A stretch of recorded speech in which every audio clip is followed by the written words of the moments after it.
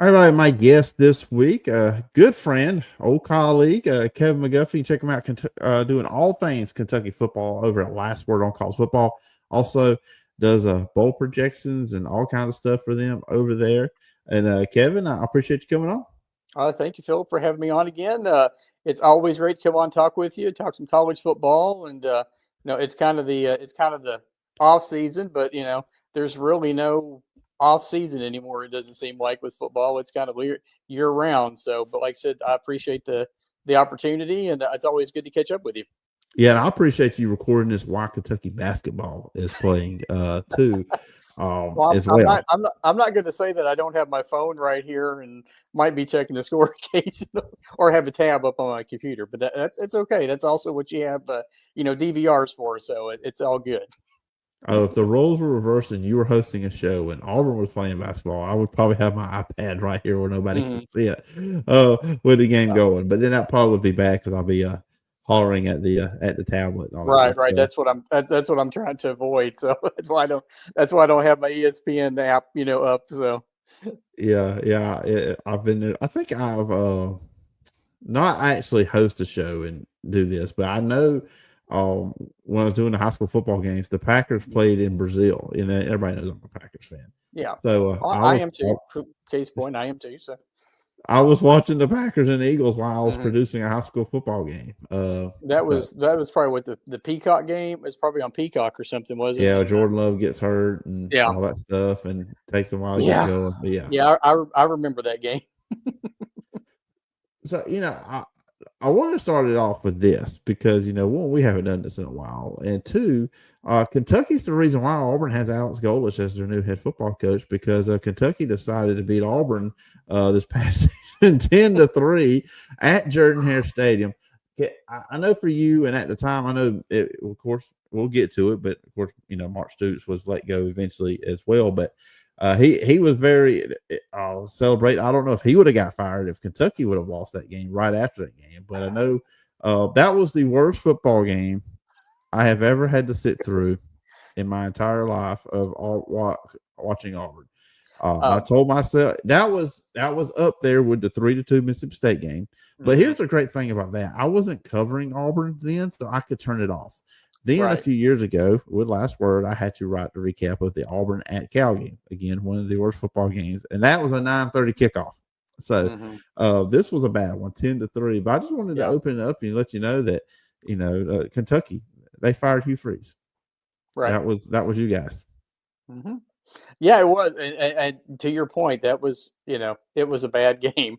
I mean, it was a Mark Stoops game for lack of a better term. 10-3 defensive struggle. That was the quintessential Mark Stoops game. Yeah, like I said, it was funny that because I think that happened. That happened a couple times during Stoops' last couple years. That the coach got fired like the week after they lost to Kentucky, and it was I can't remember who it was before, but yeah, like I said, they fired Hugh Freeze, and the rest is history, I guess, for you guys. So, um, but yeah, and then Stoops was let go at the end of that 2025 season. Yeah. So, and you know what? You know, we're rehashing some stuff. And, I told my guest last week, Jay Stevens, we're going to go where the podcast takes us. I have some notes, but we'll just kind of Hmm. see where this journey or where the journey goes on this podcast, as I kind of like to do it a lot of now, more freewheeling Hmm. than maybe used to. So, what bothered me from the Auburn perspective with that Hmm. one was this. All right. The week before, Tennessee threw for 396 yards against Kentucky. So I was thinking, all right, Auburn's got these NFL caliber wide receivers. Uh, they just came off a game against Vanderbilt where, no, it wasn't Vanderbilt. It was Arkansas that they had just beat. They should put some yards up against these Wildcats of yours. Ashton Daniels threw for 108 yards. And that was a lot of that was on the last drive before the interception. Right. So yeah, that was a you say it was a Mark Stoops game. It was a Auburn Hugh Freeze game too. So it was. Yeah, I knew it. I texted our lead writer at the Auburn Water Taylor. I said he's got to be gone. This has got that has to be it. and it was. So now Right, Alex right. Golesh Yeah, is I was just calling up the calling up the stats. Yeah, Cutter Bowley, 161 yards through the air, 1 touchdown, 2 interceptions. Seth McGowan was leading rusher with 53. Let's see. Yeah, Kentucky had 240 yards of total offense. Auburn had 241, and they both had 2 turnovers. So, yeah, I was surprised that game. I was surprised that Kentucky won that game, and then, um, and as you said, if you go back and look, Stoops looked like he was, like Kentucky won the SEC championship, celebrating after that game because yeah, there was a measurable buzz that this could be it for him, but they kind of went on that winning streak there towards the end of the season, and then all of a sudden you were talking about a bowl game, and then then we were going to have year 14 Mark Stoops. And then you had those last 2 games with Vandy and Louisville, and they got outscored. I think it was like 84-17 or something. And that was pretty much, like I said, I was not surprised when it happened, but the thing that was the most surprising, and if you go back and look, it was 14 hours from the time the school announced Mark Stoops was gone to the time that they announced Will Stein was hired, yeah, it was which has got quick. which has got to be some kind of record. And I was talking with somebody earlier this week, and it's like, well, do you think they had talks? I'm like, they had to. I'm sure that through back channels somewhere they're like, hey, Will Stein, if Stoops is not here, would you like to, would you be interested in the job? Because the 2 names that get coming up was Will Stein and Brian Hartline, um, for that job. Because what we have talked about, I think you and I have talked about, the Kentucky fan base was wanting a younger, not necessarily a younger coach, but wanted somebody who played a more up tempo style of football. Stoops, for lack of a better term, quote, Big Ten football, Iowa football, which of course is where he went to school. And he, like I said, you think about it, the air raid in its a lot of its infancy was created at Kentucky because you Hmm. had Hal Mummy here, you had Mike Leach, you had not Tony Franklin, that's too far back, but the beginnings of kind of the air raid offense started here, and here we're talking like almost 30 years later, and people are still this is the offense we want, this is what we have to do, blah blah blah blah blah, and like I said, now they've got Stein, who's you know much younger and gonna if you watched Oregon the last few years, this is what Kentucky fans are hoping we're going to get come the fall. But like I said, I think with the thing with Stoops, um, he took the program to places it never been before. He's all time wins leader. Went to 8 straight bowl games, won 4 straight. Um, but I think it was also time, much like with John Calipari in basketball. Calipari, his first 7, I was going to say 6, 7, sorry, years. I, Is that still a trend? I think it is. I have a 15-year-old, so I think it's still I think it's still a trend. But anyway, sorry for doing that. But after those first 4 years, Calipari did great things at Kentucky. But you look at those last 3 or 4 years, and it was not good. And I think I think the jury may still be a little bit out on Mark Pope. I want him to succeed more than like any coach has ever been here, because I think he has the potential. Just they've just been besieged with injuries again this year. But Cal's at Arkansas, and Cal's doing really well at Arkansas. I think the break was good for everybody. But with Kentucky, I think it was just, I think 13 years. I think it was time, and you know, and give Stoops credit, he didn't hold up Kentucky because he was owed like 38 million dollars or something if he got fired, and so, but he didn't say, I want, he went back, they negotiated a deal where he's getting it paid out over several years. So, you got to give Stoops credit for doing that. And we'll see if he gets in. I don't think he's going to do anything this year, but we'll see like in a year or two if he decides, to get back into coaching, if that the coaching bug hits again. But as I said, I think it was time. And, I think it was the separation happened at a good time and probably about the right time. Is my take on the end of the Stoops tenure. Yeah, it's really an interesting tenure too. He had there Kentucky because it didn't start off good. 3 straight Mm-hmm. losing seasons, and there was times where I remember just hearing Alabama saying, "Okay, he could be on the hot seat." We talked off air. I remember at least in these parts that Neil Brown was a name Mm-hmm. that if early on if Stoops had got fired, that could have been somebody that could have came Yep. in, and then as you said, I had 2 10-win seasons, 8 straight bowl games, all the wins there. I mean, you're snapping losing streaks against like Right. teams like Florida. Like you never went to Gainesville and won, Mm-hmm. and he Right. changed that. Right. Beating Tennessee more regularly than what you were used to, and some of these other teams that all-time winningest coach, past Bear Bryant, all that stuff. But then Right. at the end, the 2 straight losing seasons. But for me, the offense was never. I'm trying not to insult Kentucky fans when I say this. Okay. Super electric. It wasn't a high Yeah. flying style offense. Like you mentioned, it was more of a run the football, play really good defense. The quarterback Mm-hmm. just don't make mistakes, do enough to win the game. And then Right. I remember the first year Will Levis under Cohen was great. You saw that potential, but then you could kind of see the offense dip that year 2 under Mm-hmm. Levis, and it kind of stayed there, and offense really was going on direction. And I kind of also felt like with the SEC bringing 16, now go to 16, with Texas and Oklahoma going in, and then getting rid of the divisions and kind of Mm-hmm. where we are in the state of college football. It kind of, am I kind of looking at it wrong that kind of Mark Stoops was kind of getting kind of behind the times a little Mm-hmm. bit in college football? No, I think you're exactly right. I think that's a very valid point, and that's something that was brought up here a lot. That it seemed like Stoops was still playing the 1980s offense in 2025, and I think a big part. You talk about the offense. I think a big part of that was not speaking badly of anybody, but you think about for about 4 straight years there, Kentucky basically whiffed in the transfer portal with quarterbacks. Because I one of the recent things I wrote for Last Word, I'm doing like a position preview right now as we're heading into the spring, and you have to go back to 2016 and Drew Barker to find a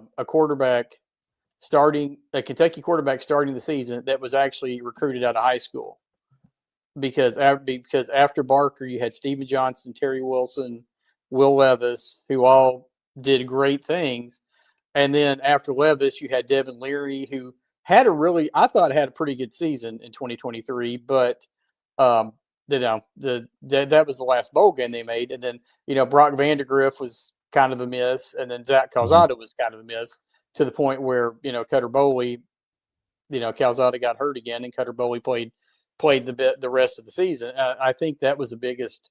I think that led a lot to it. Was because they kind of whiffed on their quarterbacks, and then we'll see what happens with Kenny Minchie this year for the Notre Dame. So Yeah, that's kind of where I was going to go next, because you bring in Will Stein and just overall the feeling there. You talk about, and you mentioned a little bit the young coach, either him or Hartline's what they wanted, and real quick hire after Stoops was let go, all that stuff there. Uh, you talk about Ja'Kai Long, he's coming in from Marshall, and you have Minchie from Notre Dame, who was a 4-star when he signed at Notre Dame, mm-hmm. coming in. That's got to be offensive line too. I know they've added 6 guys from the portal on the offensive line, and obviously that's where you want to start. Any offense there is the offensive line. But when you look at just this quarterback situation, and with Oregon, you didn't have a full on running quarterback. Like Dante Moore's a pocket passer, but he Mm-hmm. can run. And then we saw what Bo Nix did there. He can move, but he's going to pass first. You kind of got to wonder with these quarterbacks, like kind of what have you seen? Just kind of like your research on what style of quarterbacks these are that Will Stein's bringing in.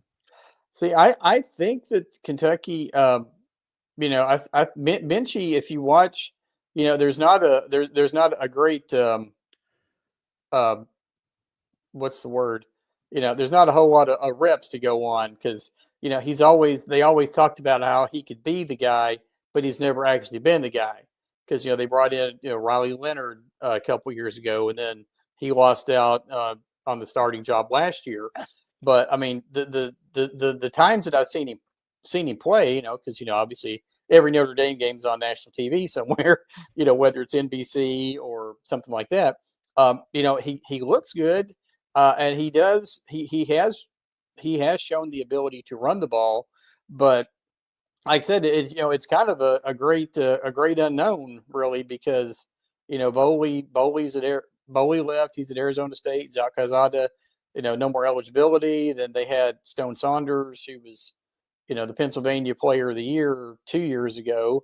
He transferred. He's at San Diego State. So there's not a whole lot of experience in this in this room. You think about, like, you look at his stats from last year.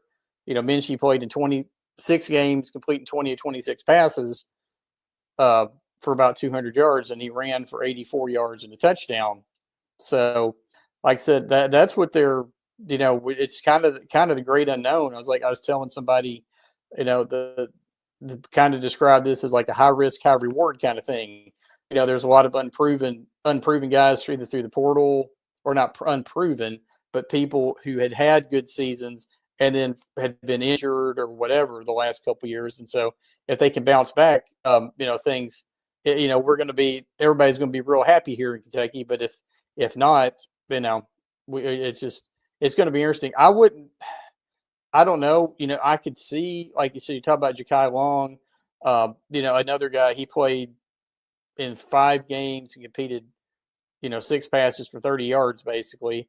And then they have another guy, Carson Krueger, who played in 2 games in 2 years at Florida Atlantic.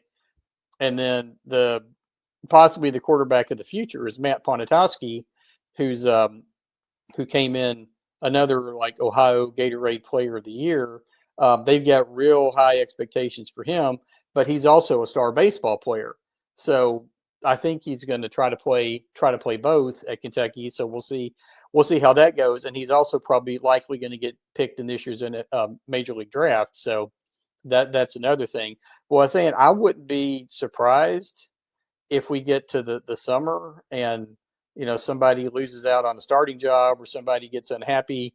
I wouldn't be surprised to see them go after another quarterback, possibly. I know Austin Novosad, who was at Oregon. That was a name that was talked about a lot, about transferring here to Kentucky, but so far that hasn't happened. And then, of course, if you go back and look at the very beginning of this, they were all in on Sam Leavitt at the beginning. And for about 3 days, all the talk here in Lexington was that Sam Leavitt was coming here. He's going to be the new quarterback. And of course, obviously that didn't happen because he visited like 12 other schools and then, ended up at LSU. So, like I said, if Minshie comes in and does what the coaching staff thinks they can do, like I said, everybody's going to be really happy. But, if not, then next year could be, this first year into Will Stein could be a bit of a struggle. But we just won't know till we get there. And of course, the schedule doesn't do any Kentucky any favors either. So, but of course, it's like that way for everybody in the SEC. Yeah, especially now with that 9th conference game added in there. Any concern you think from you or the Kentucky fan base that Will Stein, this is his first time ever being a head coach? Yeah, I mean, I think there's always that chance. There's always that possibility in the back of your mind that, okay, this guy's never been, he's been the offensive coordinator, he's been, top assistant, but has never been the man. Yeah, there's always that. There's always that possibility, but I think, from Mitch Barnhart on down, I think everybody, he's obviously said and done the right things. From the press conferences that I've seen, he's, he sounds like a guy who's ready to be the coach. And like I said, sometimes, a lot of times these first time coaches, sometimes they don't work out, and sometimes, it works out great. So, I think that's, it kind of goes back to what I was just saying. It's kind of the high, the best way I think describe this year is like a high risk, high reward. if everything comes up aces, then Kentucky could be looking at maybe an 8-win season, and if it doesn't, then we'll reset and try again in 2027. So. Kind of going back to when we started off, kind of having a little fun talking about the Auburn Kentucky matchup from this past football season. I was really hoping Zach Calzada was going to be the quarterback for Kentucky for that one, because a lot of people, people that know, he was at Auburn. He transferred to Auburn at one point after A&M under Brian Harsin, the worst coach in Auburn football history. Have to say that whenever I say Brian Harsin's name. The Joker Phillips. Anyway, sorry. Yeah. Sorry, I said it. Just our chats when I was with last word on college football, everybody knows my disdain for Brian Harsin. Oh, I remember. I remembered very vividly. So, any chance I can take to say something negative about him, I'm going to do it. But yeah, so that would have been. It'd been the first time Zach Calzada, I think, played at Jordan-Hare. So right, because he hurt his shoulder or did something. Yeah, right? He never played. He never played actually played. Right, never played for Auburn, and then he went to Incarnate Word, I think it was, and then had 2 great seasons there, and then came to Kentucky. But then you had the TJ Finley deal, also Robbie Ashford, which him struggling at Auburn eventually led him to last world college football managing editor Tony Siracusa, who covers Wake Forest, led that way. So I'm tying it all together. I appreciate that. It took me a minute. I forgot. I was like, "Where are you going?" I was like, "Oh yeah, you're right." So, but yeah, like I said, Calzada ended up playing like 2 games, and then re-injured his shoulder, and then was pretty much done. It became Cutter Bowley's team after that. So, I make the joke all the time that Fernando Mendoza left Cal because he saw Brian Harsin was going to be his offense coordinator. That's really funny. I mean, it's possible. It's a possibility. Anyways, I guess we can get off the Brian Harsin bashing portion of this week's podcast. Brought to you by, I don't know, nobody. I don't have anybody brought to. I was trying to think of some company that cleans toilets. I figured that would be justified. Anyways, Portal with Kentucky, and I was looking at running back CJ Baxter. I think that's a good pickup. This obviously is a guy from Texas that's dealt with some injuries, but when he's healthy, he's good. And I think if they get the best of what he can be, that's a solid starting point for a running back for Kentucky. Oh, absolutely. And that it goes back to what we were just saying about the high risk, high reward thing. Because like I said, Baxter was the top ranked running back in 2023 class, freshman All-American, ran for almost 700 yards. And then, a knee injury took him out of 2024, then a hamstring injury. He didn't play very much last year either. But again, if he's healthy, he can be, I think, 1,000-yard running back and be that guy that Kentucky needs in that backfield. And then you compare him with Javonte Barnes, so from Oklahoma. So it's kind of funny. Kentucky, basically got players from both sides of the Red River rivalry to come here. He was the same thing. He had a couple. Had a big year early with Oklahoma, and then struggled a couple years, and then, like I said, if he's healthy, then he can do some really good things. Because if you look at the depth chart, Kentucky's only got one of their top 4 running backs returning this year. That's Jason Patterson, because Seth McGowan's out of off to try for the NFL draft, and then Dante Dowdell was kind of a surprise. I thought that he transferred because he started his career at Oregon with Will Stein, and so everybody was thinking, okay, they're going to get back together and do big things. But then he decided once they brought in Baxter, he decided to transfer to Georgia. So so we'll see what happens there. And then they've got a couple of incoming freshmen, but yeah, I mean, I think of Baxter, the B&B guys, the Baxter and Barnes, do their thing and kind of return to form, and then you throw in Jason Patterson as well. Kentucky could have a really good running attack for 2026, and we know Oregon, talk about the past, but they they like to run the ball as well. So you got to have a Mhm. strong running game to hopefully set up those pass plays. So, like I said, we'll see. Again, if everybody stays healthy, things are golden. If not, then who knows? I know, with receivers, it's the same deal. Nick Anderson. This is a Mm-hmm. guy that Oklahoma a few years ago he got caught close to 800 yards. He showed a Right. lot of promise.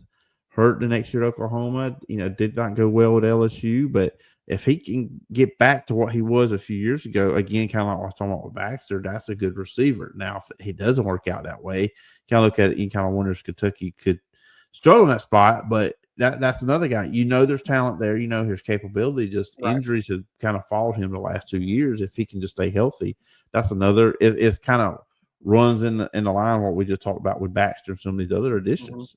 High Right. risk, And if, high reward. right. And if you go back and look, the wide receiver position is probably the one place where Kentucky kind of struck out as far as some of their top portal targets. They had a couple guys who they thought were going to come here and then ended up signing other places. So they were kind of in scramble mode. And like I said, Anderson is probably the best. Like I said, he was.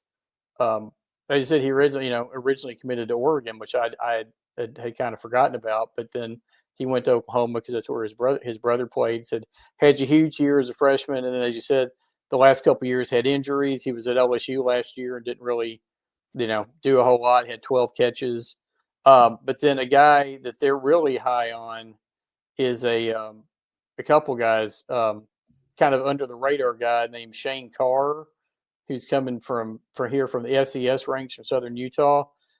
He had 81 catches for almost 1,400 yards over the last 2 years playing at Southern Utah. He's a guy that if he can make the transition from the FCS level to SEC, he could be a really good player. And then one guy they have coming in as an incoming freshman, Kenny Darby, um, who's also from Louisiana. He was the ninth best player in Louisiana and 27th best receiver in the country. He had 81 catches for almost 1,200 yards last year. If he can come in and do some things from day one, then like I said, Kentucky could be again. It's a lot of things have to fall in place. I think for Kentucky to have a really good year this year, and they need guys to stay healthy, and they need some of these younger guys to step in and do some big things. So again, all that happens in life's going to be wonderful for Kentucky fans. So Um, and looking at kind of tying back into Stoops, one thing most of the time there you could always rely on was the defense. Defense was usually solid or really mm-hmm. good. It was not like last year. I mean, they got lit up a lot. And then they were like third worst team in the SEC on passing yards. They were in the bottom half of the SEC in defense. Just kind of collecting this whole group as a whole. How have you? Do you think that they should be better on that side next year? I think so. It's the defense. I think the secondary especially has potential to be really good. They they brought in, and then I think the linebacker position has got a chance to be really good as well. You think about a couple of the guys that they brought in uh, from. Sorry, my computer is glitching on me a little bit here. You think about some of the guys they brought in at linebacker. Trying to find who I'm looking for. Like one guy is Tavion Wallace, who's the younger brother of Trevin Wallace. He was at Arkansas and then transferred to Kentucky. But then I think one of the biggest gets um, that they had during the off season is Elijah Barnes, who's a linebacker from Texas, who transferred to Kentucky. They lost. Kentucky lost a lot of people from the defensive line, from the linebacker position. They have quite a bit coming back in the secondary now. Like I said, now whether that's good or good or bad is you can take that to um, judge that how you want. But like I said, they have McQueese Humphrey Grace coming back. They've got Brian Robinson is a guy who was a highly talented player coming out of school. He hasn't played a whole lot. And Tavion Gadsden. Like I said, the defensive line, they brought in a couple of edge rushers through the portal. Like I said, the linebacker position, they got Sam Green and Grant Godfrey back, and then a couple of these guys that they brought in, like I said, and then the secondary, getting Ty Bryant to come back next year, to Ryan Nichols, couple of those guys, and they brought in a couple more guys from the portal. I think the potential is there, and you don't want to be too negative, but you're like, they couldn't be a whole lot worse than they were at times last year. They had games, like the Auburn game, like the Florida game, where they played just gangbusters, and then you ran into like the buzzsaw of Alabama, or not Alabama, but those last two games with Alabama, Vanderbilt, and Louisville. So I said, I think the potential, again, potential's the big word we're all kind of throwing out here with the with the team for this year. But like I said, with Barnes and lost his name now, Wallace. Those are two guys, especially on the defensive, at the linebacker position, that I think could be really strong for Kentucky, and that's something that they're definitely gonna need coming in for 2026. Yeah, and I'll say this: there is a game next season. I will be rooting for Kentucky very, very hard. I will be a big Kentucky fan. That is when they host South Alabama. I will be all about the Wildcats that day, because I had the schedule pulled up. So the Youngstown State game, obviously, that was something that was put on the schedule when Stoops was still absolutely coach. Yes. You think about Stoops, Vince Marrow, who of course is now at Louisville. That was the whole reason. That was the whole reason for that game, was that the Youngstown guys get to play against their hometown school. So, but obviously they're keeping that game, because Kentucky will hopefully need those. Because we can usually with Kentucky, you can count on 2 or 3 games, a couple of games against the MAC, and then one against an FCS school to get them 3 wins at the start of the season. And so they had been dominating Louisville, but that's not been happening the last few years. So yeah, I kind of thought, because now you look at it with some teams, if before you had those 4 non-conference games, you went through it 4, you're halfway there to bowl eligibility, which was always a big thing, particularly before the 12-team playoff. And now you look at it, that's an extra conference game is going to be harder to get to that 6th win for a lot of teams. I'm not just saying Kentucky. Yeah, absolutely. And as you said, you're looking at Kentucky's schedule, and you start with Youngstown State, and then the next 2 games are Alabama and Texas A&M, which were 2 playoff games. Hey, but remember who Alabama lost to beginning of last year. They lost to a bad Florida State team. So that's true. And Kalen DeBoer typically loses to teams he has no business losing to. Usually that's how that happens there. And then at A&M, of course, South Alabama, had South Carolina, LSU, at Oklahoma, Vanderbilt, had Tennessee, Florida, at Missouri, then Louisville. That's a lot of teams though in SEC. We'll see that it's a tough schedule. Yeah, no, it is. And there's no easy schedules, but yeah, Kentucky's is pretty brutal. You think about, because you think about basically the last half of that schedule. You got LSU, Oklahoma, Vandy, Tennessee, Florida, Missouri, and Louisville. And then that's pretty tough sledding. And so, even if the thing about it is, for being honest, even with Kentucky's, even if all these things talked about happen and everybody does, the schedule is brutal. I mean, I think getting to 6 wins, honestly, next year would be, an accomplishment. 6 wins in the bowl game would be great. Um, we'll see what happens. But yeah, like I said, the schedule favors did Kentucky schedule makers did Kentucky no favors, but because like I said, the usual FCS game, which was usually that third win, is gone from this year. So you got Youngstown, and although I guess it's Youngstown, I'm trying to remember. Youngstown's an FCS school, aren't they? Yes. So I guess we still got that. Maybe I can't remember what game. I'm trying to remember what game Kentucky had to get rid of on the schedule to make room for the ninth conference game. Because if we're being honest, Kentucky was one of the schools that wanted to stay at eight conference games, and then they were, there had been talk that they were just going to drop the Louisville, want to drop the Louisville game. But of course, the SEC wouldn't let them do that. But Kentucky was definitely one of those schools that kept voting for the eight game schedule as opposed to 9. But it just, it was going to happen eventually. So I think that was pretty much a given. So.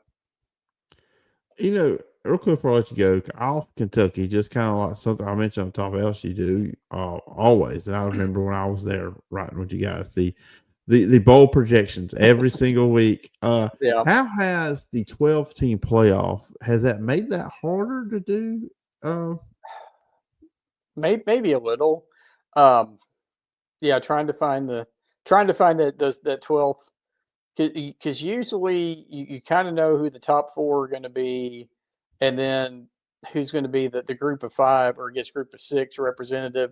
That was pretty, and then trying to find those other 6 teams can be pretty difficult. Some years I've done really well with it, and some years, not quite as good. But yeah, I mean, and I think I think this. I think we're headed, whether it's 16 teams, 24 teams. The expanded playoff is going to come eventually, and I think we'll see. We've already lost 3 bowl games from this past year. Of course, I don't know if because the Bahamas Bowl is no more.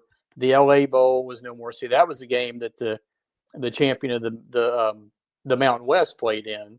So they'll have to go somewhere else next year, or this year. And then now the game in Detroit, that one's I can't remember what it's called, a Game Above Sports Bowl. That one's ending. So I think if you have more teams in the playoff, I think you're going to see some of these lower, lesser. I don't want to call them lesser bowls, but I think you'll probably see more bowl games go by the wayside. But yeah, no, I think when you were just trying to pick like the top 4 teams or the top 8 teams, it wasn't. You had a pretty good idea who it was going to be, but yeah, now with 12, I think it's a little more difficult. Now, other people, I know you have. Is it Bill Bender? Is he the one? I was trying. He's the one. Does he do bowls for Sporting News, or am I thinking somebody else? Think he may do one. Yeah, I was thinking he did. I know you have him on a lot. I'd be curious if you have him on again. If you ask him what he would say, but yeah, I think with the expanded playoff, it makes things. Yeah, to me, it makes things more difficult. But it's just it's fun. Like I said, if I do well, I'll toot my horn. If I don't, I'm just like, man, we'll try again next.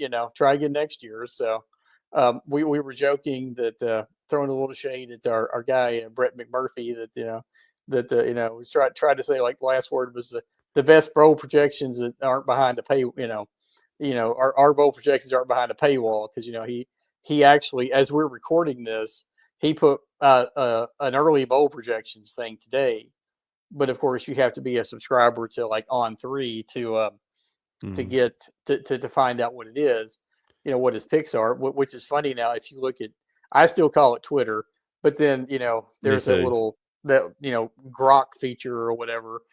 People will start asking, "Hey, Grok, who does Brett have in this game, or who does he have?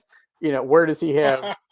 So it's kind of funny. So you find out, you can just like follow that, and you can find out like half the matchups without having to pay. So he didn't have Kentucky in a bowl. I think somebody asked, but it wasn't me.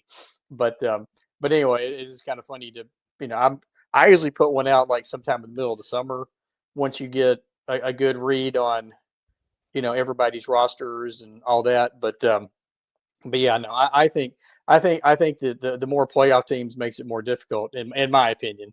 Like I said, now somebody else may tell you something different, but that's the way I look at it.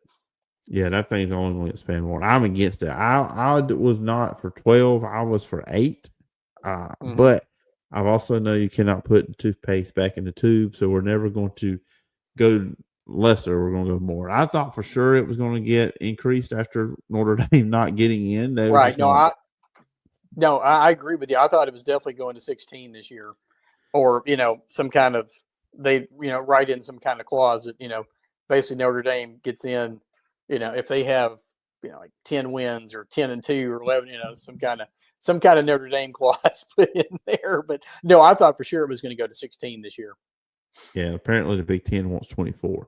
Right. But as I kind of talked about here on the show with Jay Stevens last week, the SEC and the Big Ten have to agree on that, and I just don't know how much agreeing those two conferences are going to do with each other. So, right. No, I think you're right. And then what do how do you decide? And then how does that work with the ACC and the Big 12 and and then of course you throw Notre Dame in there, and then you have you still have the Group of 5 school, but yeah, they're going to want like eight SEC teams, 8 Big 10 teams, and then like 2 from the Big 12 and 2 from the ACC or something like that, and then you throw in Notre Dame and then your Group of 5 school, and I guess that's close to 24. My math's probably not mathing, but that's okay. Yeah, I've stated when I first started in playoff, I was against automatic qualifiers, but now I'm kind of like I want to get the human element taken out of it. I want because most places I know here in Alabama it is, but I don't. Other states may have different things with high school football playoffs. Of course, we know how the NFL playoffs work. At the beginning of the year what you have to do to get in. College football, right. We have a committee that decides all this, and I think we need to get the SEC, and the Big Ten on the same page. That would help the sport out a ton. And I think with the playoff, if there's a way we could come up with a system where you do such and such and such, that's how you make the playoffs. Kind of have a system in place where we just know what you have to do at the beginning of the year. Because as I said last week, I believe we all are biased towards something. That's just kind of how we are as humans, and people in that committee, in that room, we know they're biased towards something. Whatever it is, who knows? I think the playoff would be structured a whole lot better and seeded a whole lot better if we just had these automatic qualifiers in place. And you do this, you make the playoff, right. Kind of like we do in the other forms of football. Yeah, no, I think it sounds like a pretty good idea, a pretty good way of doing it. But that's trying to get as you said, trying to get the Big Ten, the SEC, and all of them to actually agree on something is probably a lot easier said than done, for sure. Yeah, it's easy to say it, but and honestly, I don't know how you get there. I just if we can get there, I think that would be a great way of doing it. Right. Kevin's been a lot of fun. Kept you almost 45 minutes. We used to go a while when I used to have you on the pod on the regular, anyways. Yeah. But I appreciate you doing this, especially again. We recorded this on Tuesday night while Kentucky basketball was going on. Yeah, as we're recording this, they're losing by 2 to Georgia. But anyway, so hopefully they'll. Getting off the pod will be the good luck charm. And let's hope so. So, but no, like I said, man, it's great to catch up and talk to you again. And like I said, anytime, just give me a shout. I'll be glad to come on and talk about whatever. So football, everything. So. During all season, that's kind of what this show is going to dive into. Just I've just said I'm just going to text and message my friends, and we're just going to kick back and have a chat. Oh yeah, sometimes those are like some of the most fun. The most fun. You just kind of hang out and just tell stories and do stuff, and yeah, those can be. I've done some of those before. Those can be a lot of fun. Absolutely. Oh yeah, just let people listen in on the conversation, but. People online want to check you out. Where can they find you? Of course, I work at Last Word on College Football. Go to lastwordoncollegefootball.com. I'm on Twitter at the cleverly titled at Kevin McGuffey, because I think I told you the story when I first joined. I tried like 8 different names and they were all taken. So it's like if somebody has my name, then that's going to be kind of bad. But anyway, at Kevin McGuffey or at last word on CFB. I think that's right. If not, I'm sure I'll hear about it on X. And then, of course, they're also on. I'm also on Blue Sky. If anybody's on Blue Sky, Crime Dog 18 is my name on that one. Then I think last words on Blue Sky as well, and of course, through Facebook and then just the last word website. So. Everybody, go check out Kevin work. Go check out everybody at Last Word on College Football. I was part of that team, and I just know they do a great job keeping updated on all things college football, especially Kevin with Kentucky and the bowl game. So, everybody, go check that out. And Kevin, once again, appreciate the time, and I look forward when you get to do this again. Yes, sir, Phillip. Thank you again for having me on. I really appreciate it. And anytime, just give me a holler, man. Be glad to do it. All right. And remember, you can follow me on social media at P. Jordan Sports Podcast on all your favorite podcast platforms, Apple Podcasts, Spotify, wherever you listen to podcasts. And also shoot me an email at sports.phillipjordan@gmail.com. And that's going to be it for this week. I'll be back with another episode. Got a big guest coming up next week. I'm really excited about someone I've never had on any of my pods before, and really looking forward to it. So you'll check that out next week. Hope everybody has a great rest of the week. Till next time.